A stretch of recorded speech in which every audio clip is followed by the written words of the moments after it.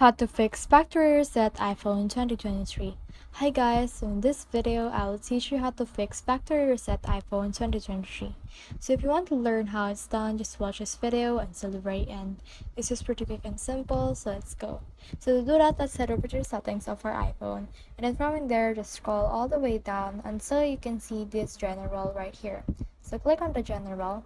And then from in there, you can see a lot of settings again, but fret not and don't be established by that.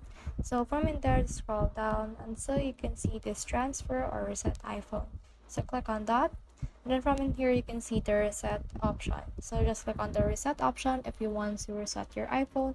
And the reset option will actually restore all your settings. And then from in there, you can see this erase all content and settings. So if you click on that, it will erase all your content and actually all of the saved settings that you have on your phone. So just click on any one of that. So just click on reset or erase all contents, and that should be able to help you to reset your iPhone. So that's the whole process. I hope this video helped you to factory reset iPhone.